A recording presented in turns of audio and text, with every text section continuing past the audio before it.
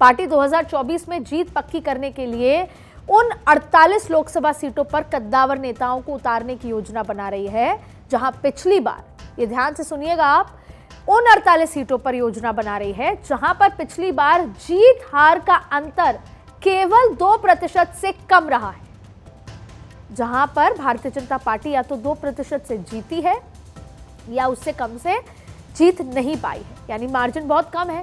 तो वहां पर किसको उतारी है वो मैं आपको बताती हूँ। बीजेपी जिन सीटों पर 35 से 52 से ज्यादा 2% पे जहां पर जीत हार का असर रहा है, वहां पर किनको उतारेगी? दिग्गज नेताओं को उतारेगी। लेकिन इसके अलावा एक और स्ट्रैटेजी तैयार की है कि बीजेपी जिन सीटों पर 35 से 52% से ज्यादा के अंतर से जीती थी, वहां नए प्रत्याशियों को मौका दिया जाएगा, यानी युवाओं को, नए चेहरों को, क्योंकि वहां पर जीत का मार्जिन काफी बड़ा है। तो जो आश्वस्त सीटें हैं वहां पर नए चेहरों को उतारा जाएगा, जहां पर मार्जिन कम है वहां पर दिग्गजों को उतारा जाएगा जिनका इन्फ्लुएंस है। तो अब आपको और समझाते हैं कि पिछले चुनाव में 0.2 से 1.91% तक कुल 48 लोकसभा सीटें थी, जिनका मैं जिक्र आपसे कर रही थी, जहां पर हार जीत बहुत कम था, यानी कि 0.2 से 1.91% का हार जीत का 48 सीटों पर मार्जिन था। उन 48 में से 27 सीटें ऐसी थी जहां प्रत्याशी केवल 1% के कम से चुनाव जीते थे, जबकि 50 सीटों पर जीत का अंतर 35 से अधिक रहा। उनमें 40 से ज्यादा पर बीजेपी जीती थी। हर हारी हुई सीट और जहां जीत का अंतर कम था, वहां बाजी कैसे पलटी जाए, इस पर मोदी शाह की नजर रही है। पिछले 3 साल से तैयारी हो रही है और इसी बीच ये माना जा रहा है कि जनवरी के अंत में या फरवरी के पहले सप्ताह में ही बीजेपी अपनी पहली लिस्ट जारी कर सकती है। अब ये क्यों? ये जो नया प्रचलन चला है कि पहले लिस्ट जारी कर दी जाए, एक तो उससे कॉन्फिडेंस दर्शाता है, दूसरा प्रत्याशियों को मौका मिलता है ज्यादा लंबे समय के लिए जनता के बीच में रहने का, अपनी बात रख पाने का, पार्टी ने क्या क्या किया वो बात रख पाने का। तो जब आपको ज्यादा समय मिलता है तो आप जमीन पर ज्यादा अच्छा प्रदर्शन कर पाते हैं। अब सूत्रों की माने तो बीजेपी अपनी पहली सूची 164 सीटों पर उम्मीदवारों के नाम का ऐलान कर सकती है। ये वही उम्मीदवार होंगे जिनको ज्यादा टाइम दिया जाएगा तैयारी का, जहां पर बीजेपी को कोई इफ और बट नहीं है, जहां पर बीजेपी को ये नहीं देखना कि सामने वाली प्रत्याशी किसको, पार्टी किस प्रत्याशी को उतार रही है। माना यह भी जा रहा है कि वो वही सीटें हैं जहां बीजेपी आज तक कभी नहीं जीती।